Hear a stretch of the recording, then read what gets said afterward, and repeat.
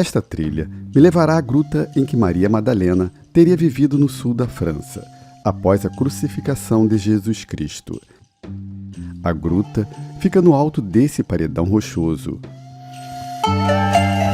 Tive que ligar o GPS aqui porque há muitos caminhos, trilhas, assim, e a gente pode se perder, né? Não existe quase nada por aqui. Consegui me hospedar em um mosteiro. Há mais de 1000 anos, monges protegem as terras em que Madalena teria pisado. Antes estive na pequena cidade de Saint-Maximin-la-Sainte-Baume para ver os supostos restos mortais de Madalena, uma das mais intrigantes e importantes personagens dos evangelhos. Mas quem realmente foi Maria Madalena? Maria Madalena é uma peça-chave para toda a história do cristianismo. Não foi por acaso que Jesus apareceu para ela em primeiro lugar e não para os discípulos.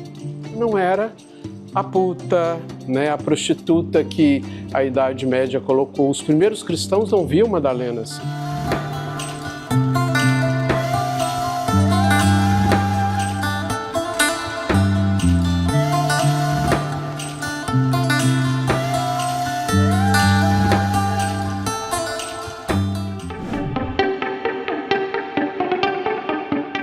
Ao conhecer Jesus, Maria Madalena mudou não só a sua vida, como ajudou a alterar os rumos da história do mundo. Ela ganhou destaque nos evangelhos, mas alvo de difamação, teve a imagem ofuscada na expansão do cristianismo. Em um longo processo de revisão histórica, Maria Madalena ressurge empoderada. Vamos iniciar agora uma longa jornada ao sul da França, para conhecer um pouco mais uma das mais extraordinárias personagens da Bíblia. A gente pode situar as primeiras referências a Maria Madalena nas camadas dos anos 50, 60 do século I. Portanto, se considerar que a vida de Jesus se situou na primeira metade dos anos 30, a morte dele, em média, 20, 25 anos depois, nós já começamos a ter informações sobre Maria Madalena. Aparece no chamado Evangelho dos Sinais, um documento que é um predecessor do chamado Evangelho de João, e vai aparecer também nos 4 evangelhos sinóticos, a começar por Marcos, depois em Mateus, Lucas, e, por fim, em João. Ela era uma mulher, primeiro, rica. O pai era muito rico, ela era filha única, ela herdou tudo, ela foi casada, marido a hostilizava muito, era uma mulher que sabia ler, escrever, fazer conta, porque o pai tinha comércio de pesca forte em Magdala. Nesta viagem, em busca de informações sobre Madalena, vou atrás do que muitos consideram parte de seus restos mortais, expostos em uma basílica em Saint-Maximin-la-Sainte-Baume.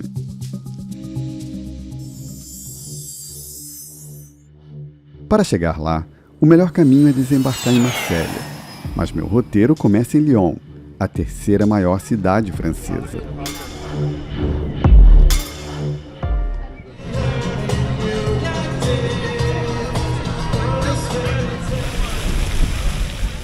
Primeiro preciso chegar a Aix-en-Provence.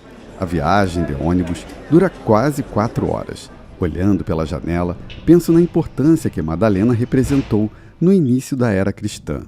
Ela se destacava até entre os apóstolos.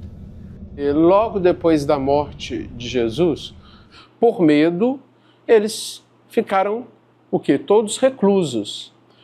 O papel de Maria Madalena e de Maria, mãe de Jesus, foi fundamental. Logo depois da morte de Jesus, para que o grupo não se dispersasse. Para as mulheres talvez fosse mais fácil, porque a mulher naquela época não tinha muita expressão, então elas podiam ir e vir que ninguém preocupava com elas, Depois de chegar em Aix-en-Provence, embarco em outro ônibus. É uma viagem de 1 hora até a pequena e histórica Saint-Maximin-la-Sainte-Baume. onde está o que muitos acreditam ser o crânio da santa.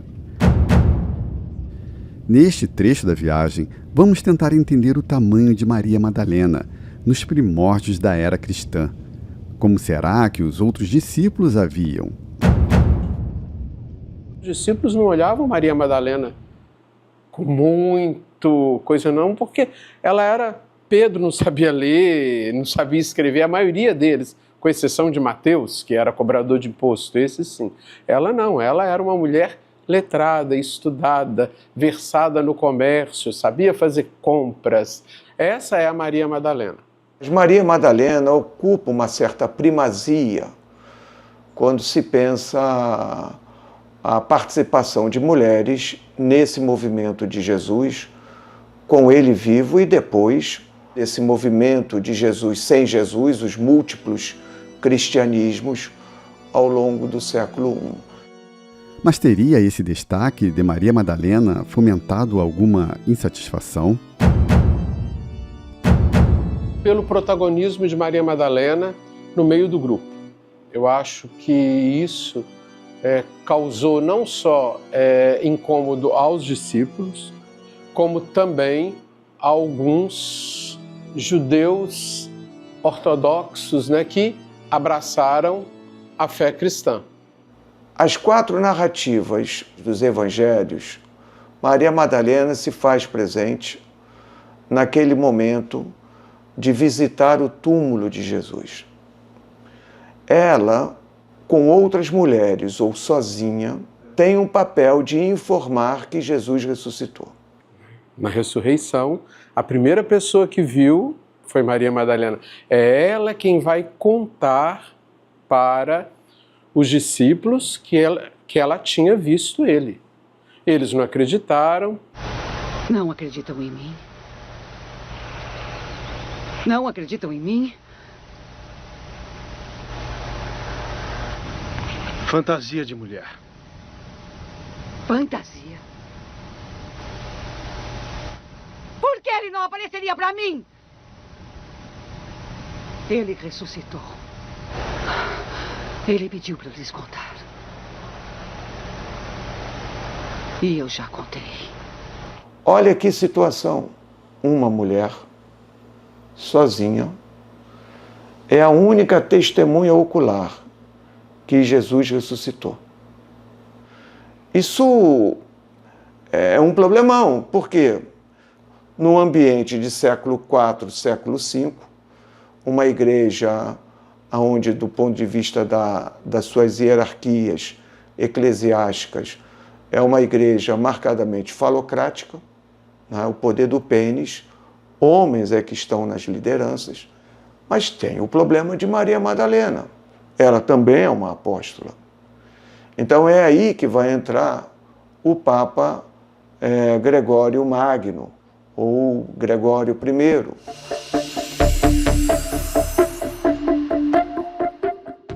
No Sermão da Páscoa de 591, o Papa Gregório I identificou como Maria Madalena 2 mulheres anônimas citadas na Bíblia.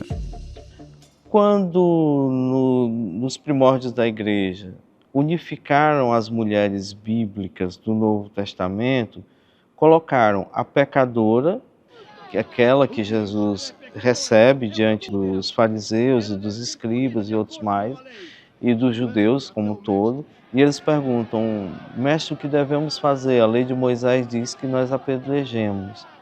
Ele disse: aquele que não tiver pecado, atire a primeira pedra. Essa é uma das mulheres bíblicas.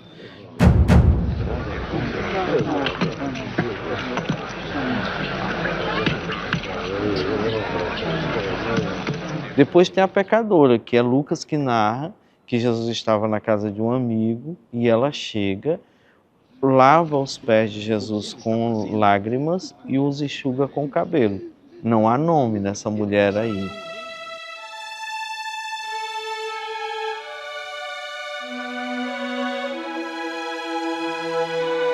E tem a Maria Madalena. Lucas diz que de Maria Madalena foram tirados 7 pecados, 7 demônios. Os 7 demônios do judaísmo poderiam ser 7 doenças, 7 problemas, não obrigatoriamente era pecado. Então, Gregório Magno, propositalmente, vincula o nome Maria Madalena à prostituição. Então, ela ficou tradicionalmente conhecida como a prostituta arrependida, mas uma mulher santa, percebe? Então, tem uma certa ambiguidade nisso aí. Isso foi uma construção necessária para a Idade Média, por uma questão da igreja, da questão de poder, dos reis, aquela coisa toda. Então era necessário que desmerecesse a figura de Maria Madalena. Mas para os primeiros cristãos, não, eles a tinham como, de fato, a discípula de Jesus Cristo. Na Idade Média, como havia uma corrente muito forte em defesa de Madalena, temos que anular a figura dessa mulher, né? O período medieval é como se ele varresse, apagasse a figura de Maria Madalena da história do cristianismo. Principalmente nesse ambiente de século IV, século V, século VI, onde a igreja, nas suas altas hierarquias, vai ganhando uma dimensão de homens estarem à frente dela, da igreja. E eles precisam mesmo quebrar, né, esse papel hegemônico, esse papel incômodo que Maria Madalena traz consigo, entende? Então, acho que é aí o ponto-chave. Todos os 4 evangelhos falam de Maria Madalena, porém, o de João deu a ela um papel muito, muito, muito exclusivo de anunciar que Jesus havia ressuscitado. Então, isso tem implicações. E as implicações foram no longo processo dessas histórias, ou da história desse movimento, história do cristianismo, foi lê-lo, rotulá-la como uma prostituta arrependida. Agora estou chegando a São Maximão a Saint-Ebaume. Aqui visitarei a Basílica Guardiã do suposto crânio de Maria Madalena. Este é o centro histórico de São Maximão a Saint-Ebaume, pequena cidade de 17 mil habitantes, na Provença Alpes Costa Azul. Enquanto caminho até a Basílica, penso em como Madalena poderia ter vindo parar nesta região após a morte de Cristo, há 2000 anos.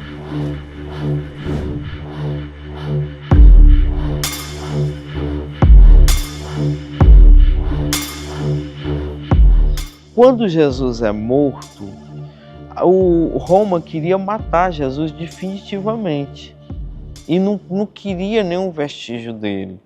Queriam dar fim à vida de Lázaro.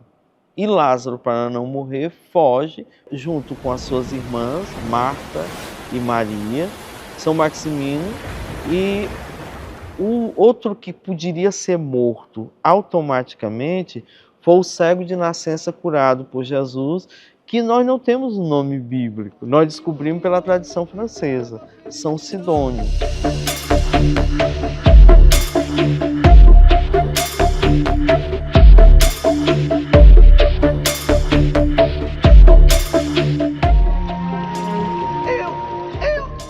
Eu estou enxergando, irmão!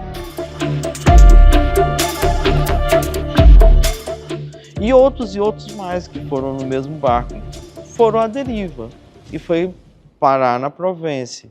E lá na Provence, São Lázaro se torna bispo, Lázaro morre, São Maximino se torna bispo e Maria Madalena fica fazendo sacrifícios na gruta. Então, nessa gruta, ela se recolhe durante muito tempo e depois de morta, os restos mortais dela chegaram ao local onde hoje é a Basílica.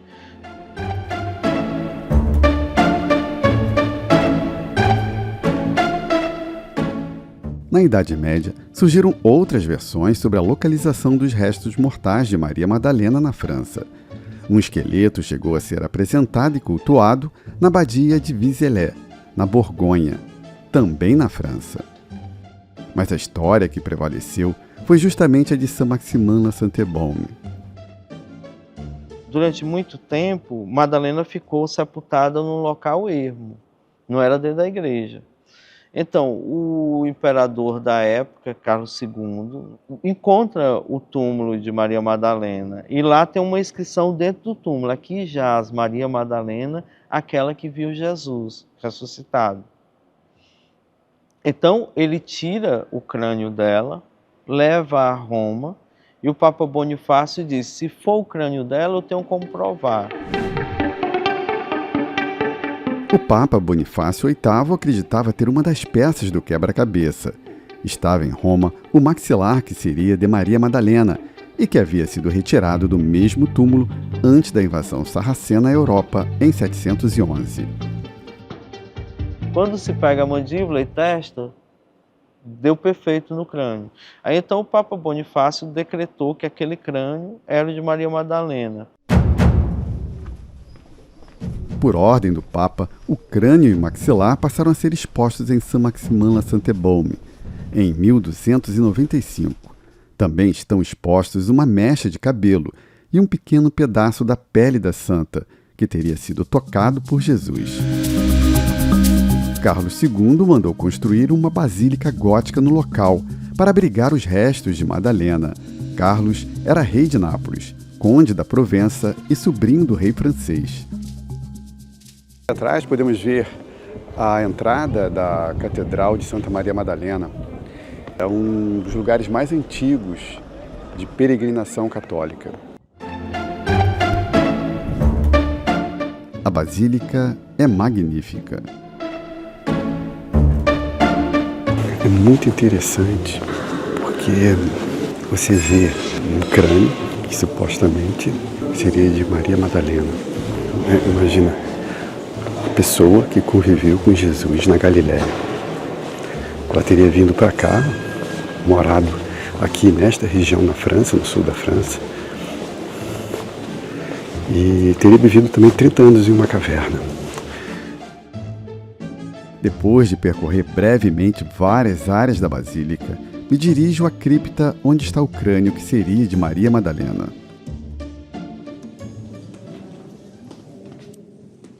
O movimento de visitantes é intenso no pequeno espaço.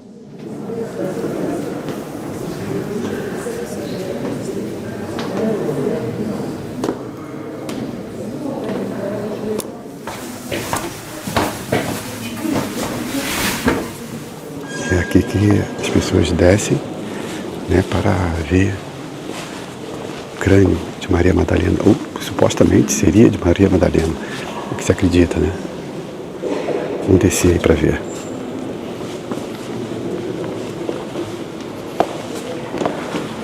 Tem umas escadas aqui.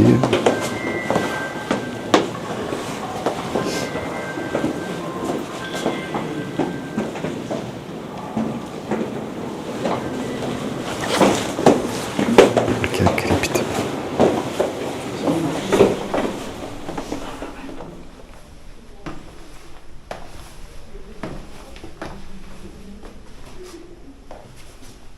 Ao entrar na cripta, podemos ver o crânio.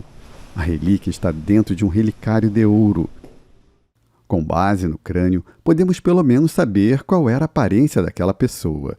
O que se sabe é que o crânio pertencia a uma mulher de origem mediterrânea, de aproximadamente 50 anos.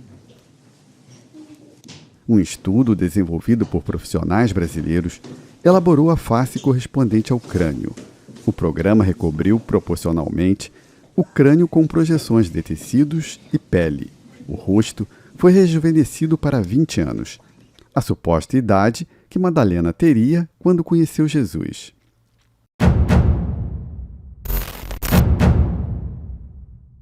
E assim seria Maria Madalena, de acordo com o trabalho do 3D designer Cícero Moraes.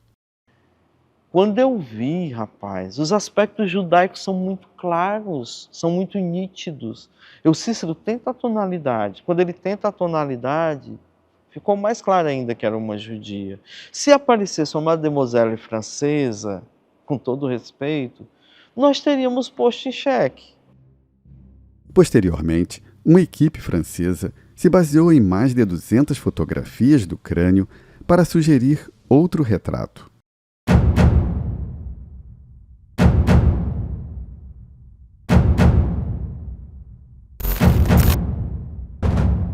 Esta seria a Madalena, ou a mulher referente ao crânio, de acordo com o estudo do antropólogo biológico Philippe Charlier, da Universidade de Versalhes, e do artista forense visual Philippe Fruch. Depois de deixar a Basílica, meu próximo destino é a caverna onde teria vivido Maria Madalena.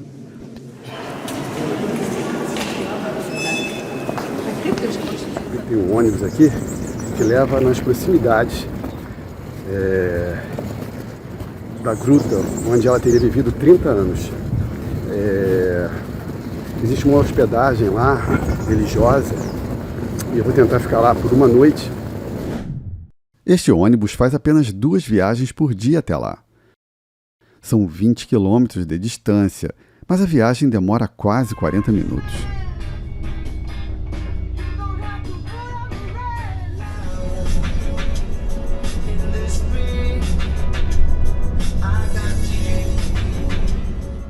O motorista francês, de origem argelina, canta durante o trajeto que corta a bela região.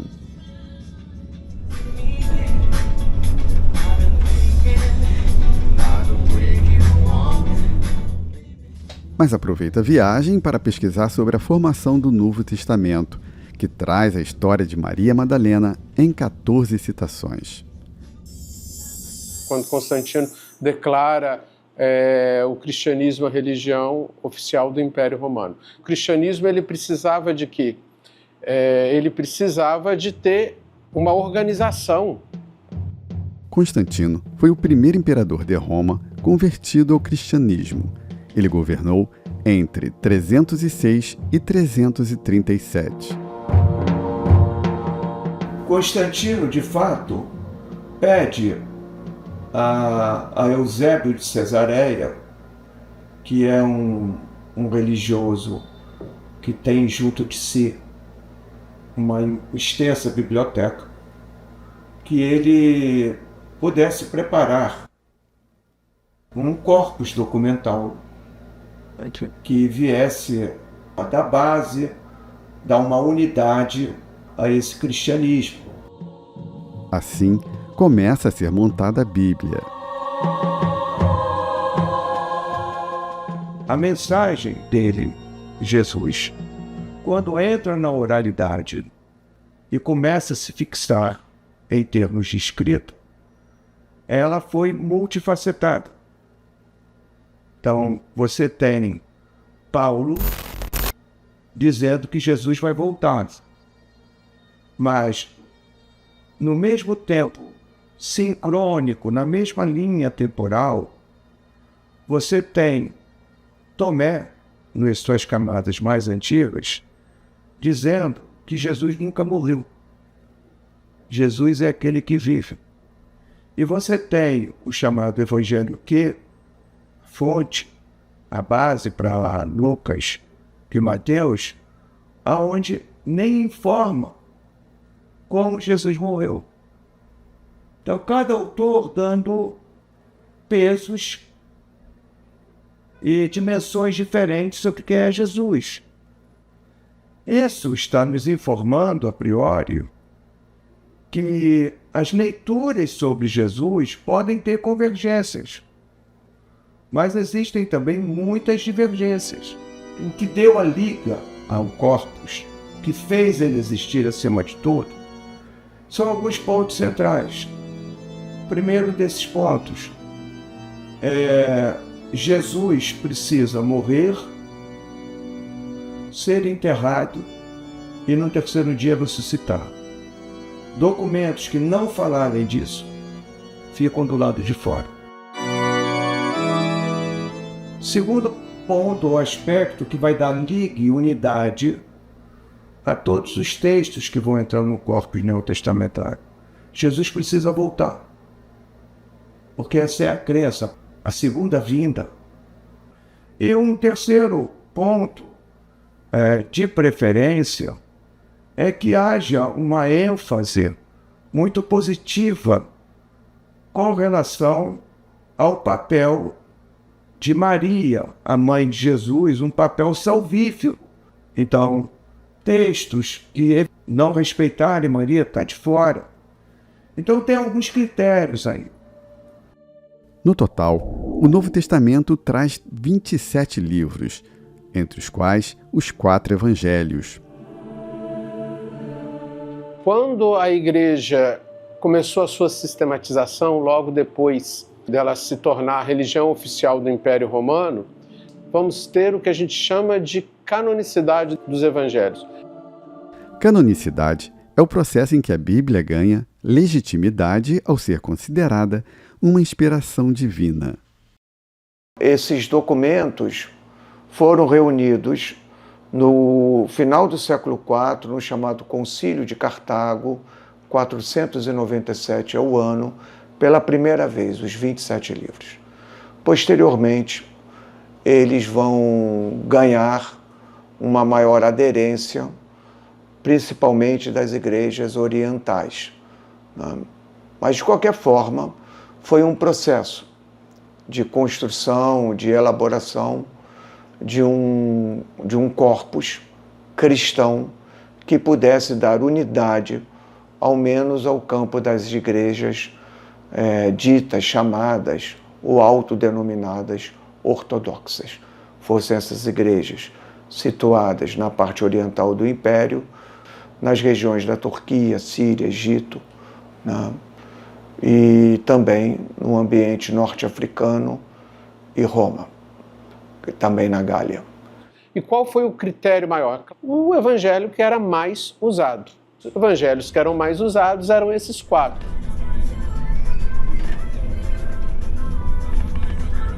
Até então, outros evangelhos eram utilizados por diversas comunidades cristãs, além dos de autoria de Mateus, Marcos, Lucas e João. Os que ficaram de fora da Bíblia passaram a ser chamados de apócrifos, cuja autoria é considerada duvidosa ou não inspirada por Deus. Mais à frente vamos falar sobre os evangelhos apócrifos e como eles contribuíram para criar mais mistérios em torno de Maria Madalena. Finalmente estou chegando a Plandalp-Sainte-Baume. A estrada é estreita, veículos em sentido contrário dão preferência ao ônibus e precisam dar a ré por longo trecho, até encontrar um acostamento e ceder passagem.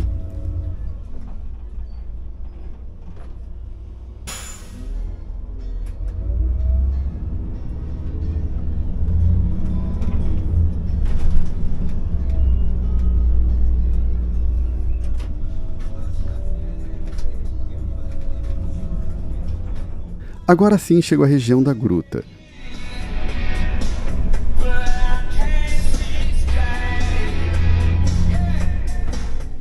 Desembarco em frente à hotelaria de la Sainte-Baume, mantida por monges dominicanos e que fica um pouco afastada do centro urbano. Está localizada bem no pé do Chapadão Rochoso, onde fica a Gruta de Madalena.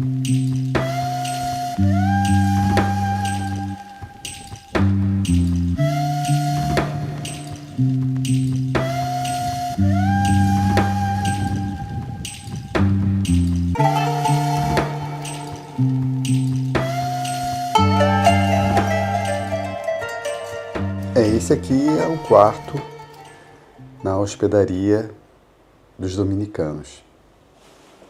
Custou 49 euros, incluindo o jantar.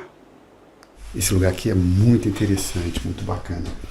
Então, vou passar uma noite aqui para ir até a gruta. Aqui é a vista, o paredão rochoso.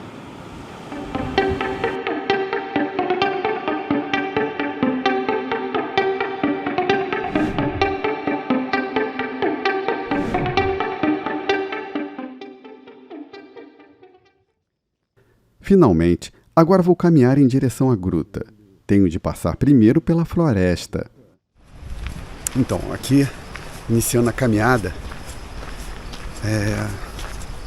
para a Gruta de Maria Madalena. Uma caminhada de mais ou menos uns 45 minutos. Já são agora quase 4 horas da tarde. Como o dia está bonito, eu vou tentar chegar ainda cedo lá, né? Ao lado da entrada da gruta, há um mosteiro para proteger o santuário, erguido há mais de 1000 anos. Ele está encravado na rocha, a 235 metros de altura. Neste trecho da jornada, precisamos entender os impactos dos evangelhos apócrifos. Eles eram usados nas comunidades cristãs. Nós tínhamos muitos evangelhos apócrifos. Qualquer um que quisesse escrever a vida de Jesus e a experiência que fez dele, que Jesus não tinha só 12 apóstolos. Os 12 eram os mais próximos, né? Na Idade Média, principalmente, circularam muitos romances de ficção envolvendo Maria Madalena, muitos deles no campo esotérico. Os evangelhos apócrifos também ajudaram a embasar muitas dessas histórias. Os evangelhos que ficaram de fora traziam informações polêmicas. Mas há ainda uma insandice, vou dizer assim, de dizer que Jesus teve alguma coisa fisicamente com Maria Madalena. Jesus era Deus, ele não precisava passar pelo pecado. Mas poderia Maria Madalena ter sido esposa de Jesus? Podemos dizer nem que sim, nem que não. Mas nós não temos uma fonte bíblica e uma fonte científica para provar isso. Não se tem registro nenhum nos 4 evangelhos canonizados que ela era esposa de Jesus. Há quem diga que também Madalena escreveu o seu evangelho, mas nós não sabemos. A verdade é que o primeiro evangelho que foi escrito, que a gente chama de fonte Q, ele se perdeu, então nós não temos. Ele seria o parâmetro para a gente analisar os outros evangelhos. Um dos evangelistas vai dizer que quando Jesus aparece para Maria Madalena, ele diz para ela: não toque em mim, porque eu ainda não subi para o Pai. Por que Jesus pede a Maria Madalena para não tocá-lo? Aí tem uma interrogação enorme. Nós temos elucubrações teológicas, mas nós não temos nada preciso para falar. Jesus não falaria isso, e nem o evangelista colocaria isso lá no evangelho, se não tivesse uma importância. Por que não tocar nele? Maria Madalena, ela nunca ganhou esse status de esposa de Jesus. Isso vai aparecer, por exemplo, numa literatura muito contemporânea do Dan Brown, no chamado Código da Vinci. O romance de ficção O Código da Vinci foi lançado em 2003. Eu li o Código da Vinci quase sem parar, sem nem ir ao banheiro, de tanta curiosidade. Mas como romance, não como documento histórico. A trama central se inspira em um trecho do texto de quase 2000 anos. Isso está no Evangelho de Filipe, um evangelho datado do século II. E é dito que Jesus tinha por hábito beijar discípulos e discípulas na boca. E no caso de Maria Madalena, isso também aparece. Mas o que é beijar na boca, no tipo de documento como o Evangelho de Filipe? Aí é que a dimensão teológica varia. Entre aqueles cristãos contidos no Evangelho de Filipe, o beijar-se na boca, muito mais do que um ato erótico em si, né, era uma forma de transmitir uma informação pura, de dentro para dentro, sem que passasse pelo mundo. Então, ao se beijar, um conhecimento puro era transmitido de dentro para o outro, que o recebia também pelo beijo. Então não haveria contato na materialidade. Seria, não é, muito mais um diálogo no campo da espiritualidade. Acontece que a gente retira isso desse ambiente de século II, III e traz para o tempo presente, onde o ato de se beijar na boca tem a ver com uma relação erótica, tem a ver com uma relação amorosa.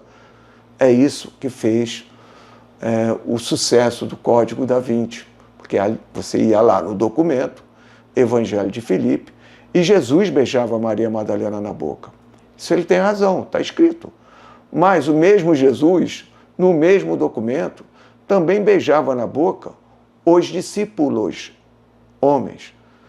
E nem por isso foi lido como um gesto ligado, não é, ou no campo do homossexual. Não tinha absolutamente nada a ver. Imagina, se Maria Madalena realmente viveu aqui, ela caminhou por esse mesmo lugar que eu estou passando agora. Imagina o que ela comia aqui, o que ela bebia, o que ela fazia aqui durante o dia. É incrível. Talvez, ocasionalmente, ela seguisse até uma aldeia para trocar alguns mantimentos. A gente aqui sempre cruza com turistas, peregrinos. Aí, tem até uns banquinhos para o pessoal descansar. Pedra. Vamos subindo. Bom, aqui começa um caminho de mureta. Então deve estar perto. Para o historiador André Chevitarese, os textos antigos, em suas diversas origens, trazem informações importantes. Eu acho que é sempre bom nós olharmos esses documentos como literaturas antigas cristãs, né? Então, evitarmos a ideia de evangelhos canônicos, evangelhos não canônicos, textos inspirados, textos não inspirados, um tipo de documento apócrifo. Talvez o melhor é pensarmos que por trás de cada documento, dos vários campos dos cristianismos, nós tenhamos ali um autor, uma autora cristã, ou cristão, produzindo o texto, né? Pode variar do ponto de vista teológico a dimensão que cada autor dá para como ele lê a figura de Jesus, pode variar, mas indiscutivelmente nós estamos num ambiente de uma literatura antiga cristã. Então, essa ideia de um corte canônico, não canônico, inspirado, não inspirado, um documento apócrifo, isso pode sugerir um documento que tenha um peso menor em relação a outros documentos. Então, acho que toda a produção literária contém em si mensagens cristãs que podem variar e irão variar de acordo com dimensões teológicas de cada autor ali. Antes de chegar quase ao topo do paredão, vamos tentar entender como se recuperou a imagem de Maria Madalena.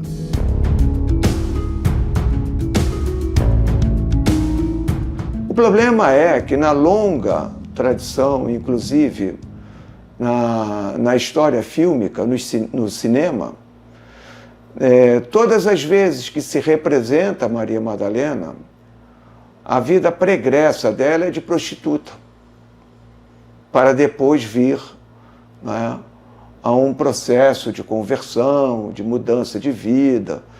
Mas isso é coisa do Gregório Magno, é coisa do Papa. Eu agradeço o seu convite, senhor. Mestre, Eu não posso. venha celebrar com... Não mereço amor. Não, não é verdade. Jesus aceita todos. Tenha ele em seu coração. No século XIX, a Igreja Católica vai retirar essa pecha de prostituta arrependida, né? Então, Maria Madalena se torna, na sua plenitude, uma santa da Igreja, sem ser necessariamente a prostituta. Mas não se pode esvaziar a decisão de Gregório Magno, porque, aliás, os papas não erram. Não é? A partir do século XIX, eles têm a chamada infalibilidade. Então, o Papa, quando diz uma coisa, é. Tá? Então, sem negar o que Gregório Magno falou sobre Maria Madalena numa homilia, se recupera a imagem dela como uma apóstola também. E a Igreja caminhou até o século XIX e XX com essa mentalidade de que Maria Madalena era prostituta, que ela tinha 7 demônios, aquela coisa toda. Mas não é isso que realmente é dado à Igreja. Em 1969, o Papa Paulo VI desfez a associação de Madalena com a pecadora e a prostituta. São Paulo VI, no Vaticano II, fez a correção, separou todas são separadas. E nós vamos ver que o Papa Francisco agora deu o lugar que Maria Madalena sempre teve e mereceu, que é discípula dos discípulos.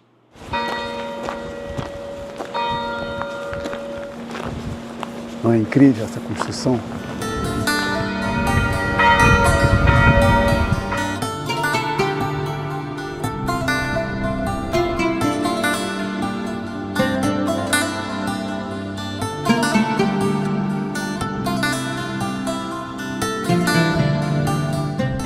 Santuário de Santo Balme. Os dominicanos estão tomando conta entre 1295 e 1793 e depois a partir de 1840.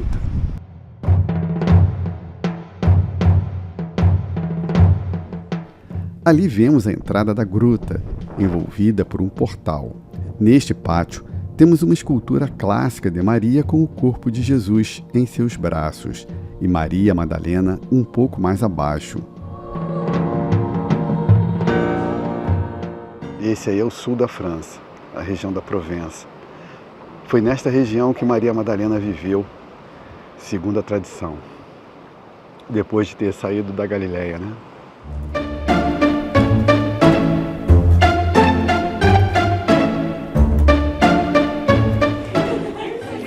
Aqui estou na entrada do Santuário de Maria Madalena. Na verdade, era a gruta onde ela teria morado por 30 anos, depois da crucificação de Cristo.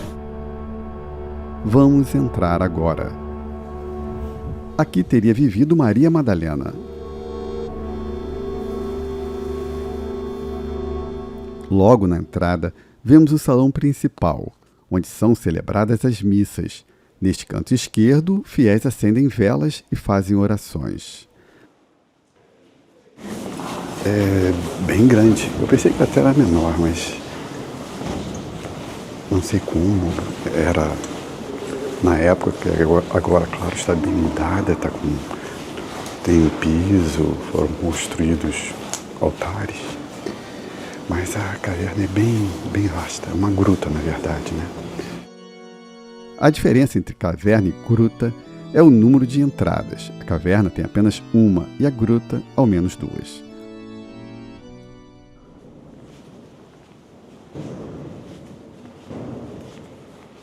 Seguindo à direita, mais ao fundo, temos outro ponto para acender velas. O visitante paga pela vela e a acende em prece por algum pedido. Estas escadas nos levam a um altar, onde agora há uma cerimônia restrita.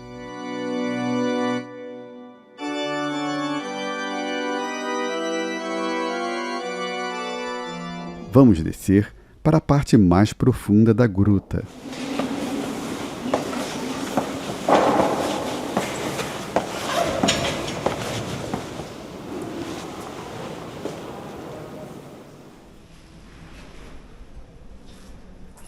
tem água, olha. Cai água daqui, ó. Então, Maria Madalena tinha de onde tirar água potável, olha. Os visitantes lançam moedas e objetos na água após fazerem um pedido.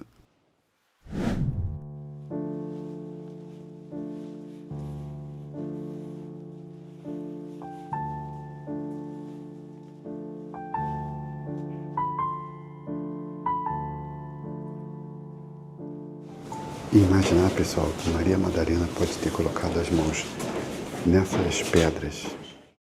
Saiu da gruta com uma pergunta óbvia. Teria mesmo Maria Madalena vivido aqui? Este é um dos locais mais antigos de peregrinação católica. É uma história bastante envolvente, né? Afinal, se refere a um dos personagens mais importantes da Bíblia. De acordo com a tradição oriental, que tem o bispo e historiador Gregório de Tours como defensor, do século VI, Maria Madalena teria se mudado para Éfeso, na Ásia Menor, depois da crucificação, onde teria vivido em companhia de Maria, mãe de Jesus, até a morte. Há ainda outra tradição um pouco posterior, segundo a qual Madalena teria se mudado para a mesma cidade com João Evangelista, logo após a morte de Maria. Mas a tradição sobre a vida de Maria Madalena no sul da França floresce há séculos com muita força. Todas essas construções encravadas na rocha, a presença dos monges e o cenário espetacular da floresta tornam Madalena bastante presente neste lugar.